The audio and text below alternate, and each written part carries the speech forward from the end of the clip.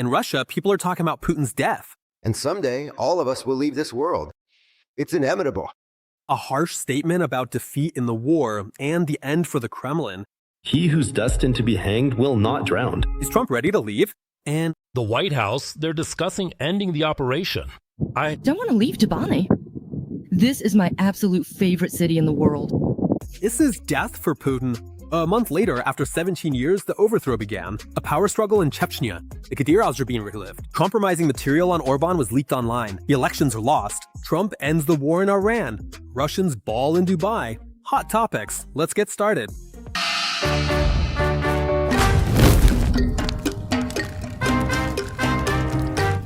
In Moscow, participants of a protest against internet censorship were arrested.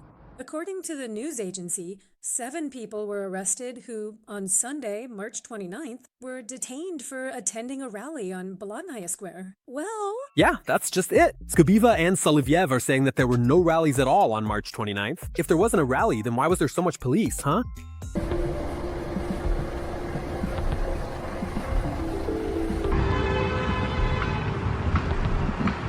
People were jailed for protesting the internet shutdown. That's Russia. Beat your own to scare outsiders. It happened again this morning. I felt terrible. They kept us in after choking us. Once out, I collapsed and asked for an ambulance. The police officers just called the shift.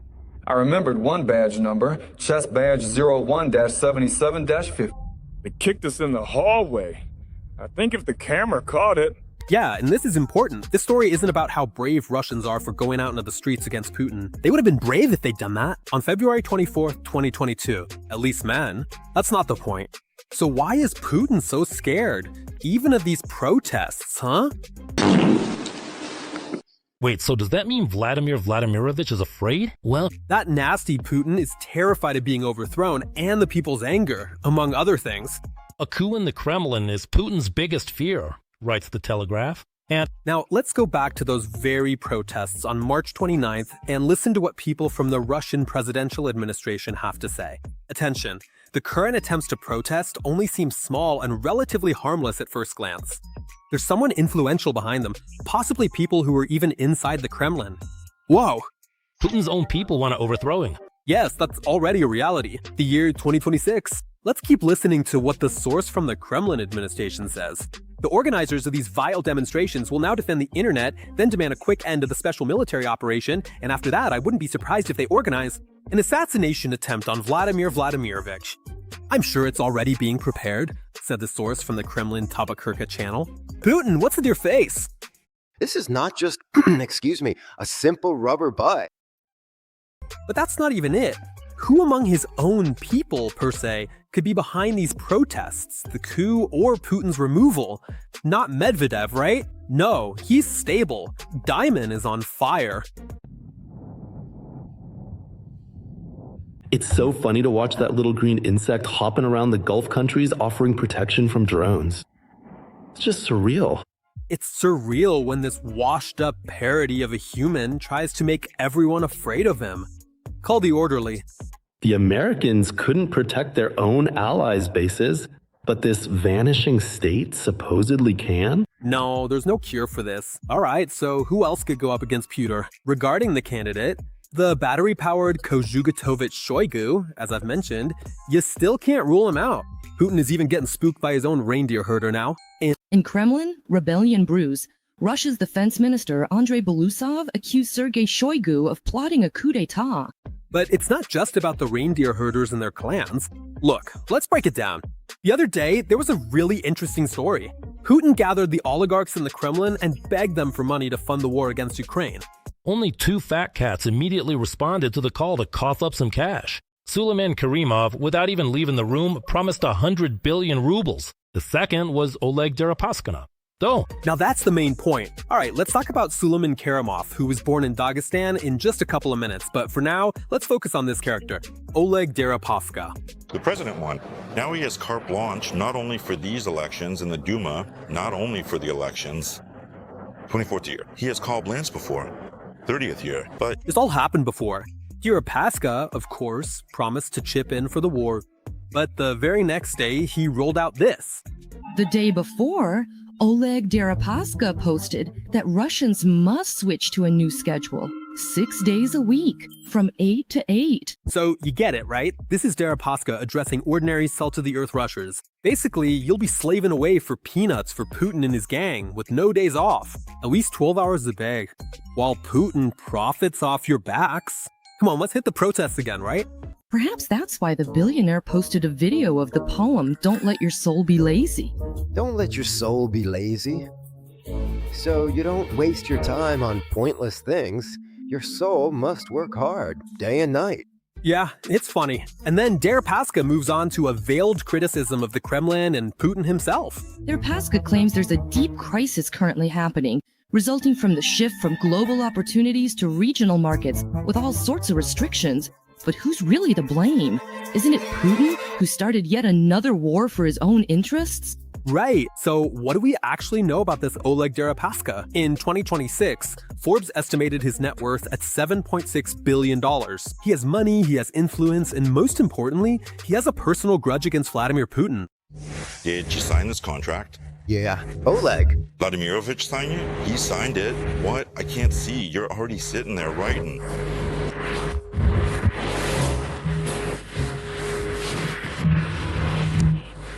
Go on. These are some interesting video clips from way back in the year 2009. This was filmed in the Leningrad region in the town of Pikolyevo, by the way. At that specific point in time, Vladimir Putin was serving as the Prime Minister of the Russian Federation, while Dmitry Medvedev was holding the office of the president. And even back then, Putin had to put on a show for the cameras, acting like the alpha male. Oh Lord, forgive me. Why did everyone start scurrying around like cockroaches before I got here? Why aren't there anyone here capable of making a decision? To put it briefly, here's what happened. In 2008 to 2009, because of the crisis, the factories in Pikolyevo shut down. The owners couldn't agree on prices or raw material supplies. One of the key assets belonged to Deripaska's companies. Because production stopped, workers' wages were delayed, protests started, and people took to the streets. At that time, they even blocked federal highways. Until they agreed to the terms we're offering. However, we believe that we'll be able to find a solution soon. And at this meeting, Putin publicly and demonstratively forced Deripaska to sign the agreement on the resumption of raw material supplies between enterprises. It was a public humiliation. Deripaska, very tough.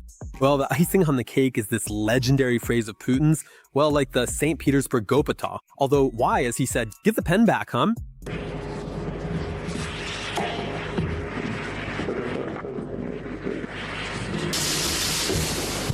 Of course, Deripaska could never forget such shame. Look, he's no hero. He's got a record a mile long. He's done it all.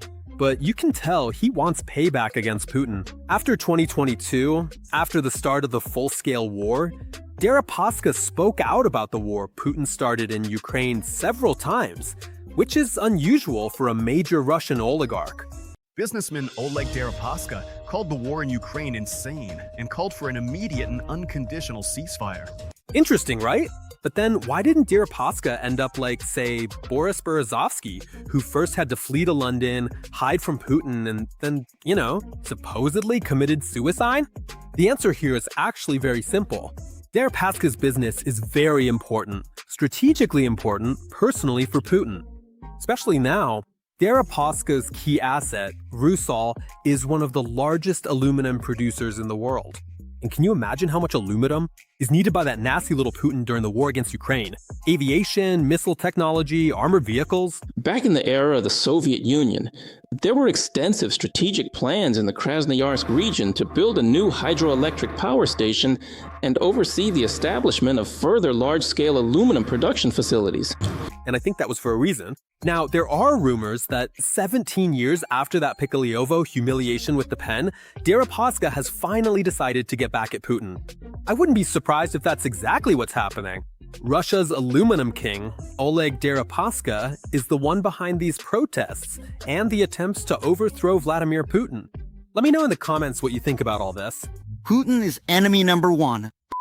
A coward, and a coward. What's that? What else is there for me to say about So, Putin is so scared now that in the 5th year of the big war, he's finally ready to start a full-scale nationwide mobilization in Russia. That way, not a single man will be able to go out and protest against the Kremlin. Better for them to die in Ukraine, right? And as always, it's Peskov who has to answer for these Kremlin decisions that have leaked to the press. Jan Finland Steppe, evaluating the military operation zone, noted a general mobilization might be called in Russia. I'd like the Kremlin comment on this statement. Thank you. That topic is not on the agenda, but Peskov and Putin's lies are being exposed, and in general they're being called out, almost like by one of their own. Do you remember that so-called philosopher, let's say, Alexander Dugin? Yeah, the one who lost his daughter because of Putin during the full-scale war. Alright, now listen to what Dugin himself is saying right now. Peskov is Liev. After he spoke out, I talked to people from the Kremlin and some generals I know. Everyone is saying the same thing. A total mobilization is being prepared. In the first wave, more than 1 million people will be sent to fight. For now, only men. For some reason, Peskov wants to calm people down and lied to them. It's time to tell the truth. And I'm sure President Putin needs a new press secretary who won't lie. Read by Alexander Dugin. Peskov sits right there, sometimes spouting nonsense. I watch him on TV thinking, what's he talking about? Who told him to say that? Anyway, about that, the second oligarch prepared to give Putin $100 billion for the war against Ukraine was Suleiman Karimov. That's Suleiman Karimov, Dagestan's boss, Kadyrov's enemy, and Federation Council senator. You heard that right? Karimov is called the boss of Dagestan, but the main thing is that he was born in Dagestan. He's one of their own, a local. And look at what's happening right now in his homeland. The North Caucasus is experiencing a massive flood. Heavy and prolonged rains have caused widespread disasters in several regions. Dagestan and Chechnya have suffered the most, where the authorities have declared a state of emergency has been declared, and rescue services continue to evacuate people and deal with the aftermath of the disaster. And so while this kinda hell is happening in his native Dagestan, the boss of the region, Karimov, is only thinking about how to transfer $100 million in cash to Putin for the war against Ukraine. But what about helping your own North Caucasus? No? You just don't feel like it? It's a disgrace. Dagestan, bridges, and hundreds of settlements have been destroyed. Communities are left without electricity. In Makhachkala and the surrounding areas, water has flooded streets, residential buildings, and public facilities. People and animals are being evacuated.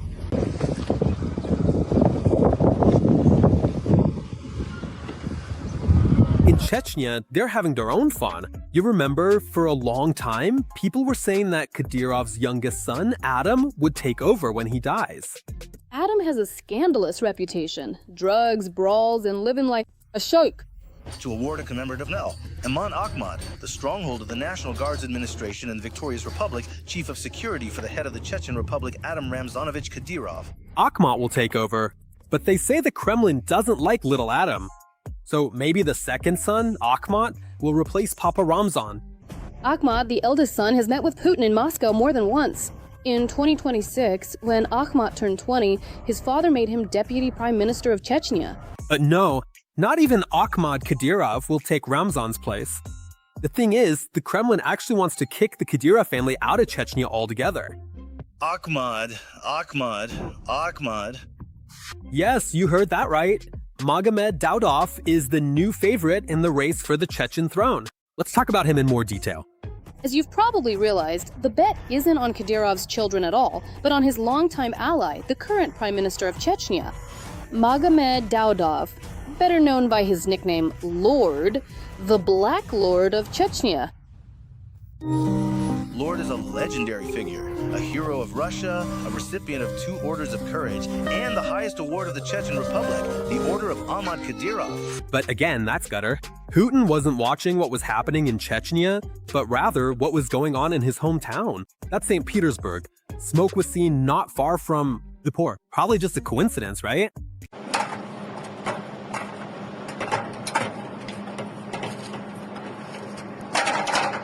And this is Ust-Luga, the largest port. For the 7th day in a row, Ukrainian drones have been attacking. This is death for Russian oil. For the 7th day in a row, the ports of Ust-Luga and Primorsk have been under attack. As a result of the attacks, 72% of the tank farm, pumping stations, terminals, and shipments have been destroyed. The export of oil and petroleum products has been completely stopped, and Putin doesn't care. After all, he's busy fighting Nazis in Ukraine right now. And the fact that Russians are already openly saying they're afraid of the coming famine, well, who cares about that? Neither do the people. Now the 90s could restart. Let's be honest, people are starving. Friends, this is an important point. Do you want a real Russian trophy attack drone for yourself? Then I have some very good news for you. The 429th Separate Unmanned Systems Regiment, Achilles, urgently needs to buy a boost for delivering ammunition due to a critical necessity. That's why we're launching a contest for a truly unique item, captured by this very unit, the almost undamaged Russian attack drone KOUP. The QR code is right here, right now, on your screens. The terms for participation are in the description below this video. And of course, glory to the armed forces of Ukraine.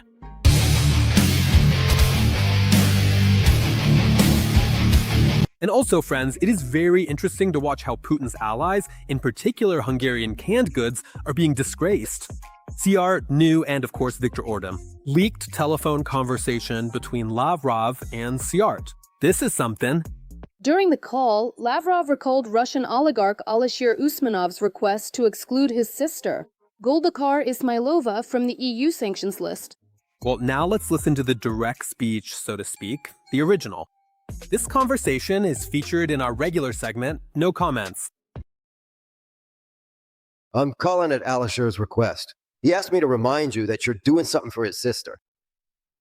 Excuse me, hello, are you Mrs. Ismailova? Yes. Together with the Slovaks, we are submitting a proposal to the European Union to have her removed from the list. We will do everything we can to get her taken off the list. Thank you very much. He'll be very happy. And The report also notes that before ending the conversation, Sajardo spoke about visiting Gazprom's headquarters and told Lavrov, "I am always at your service."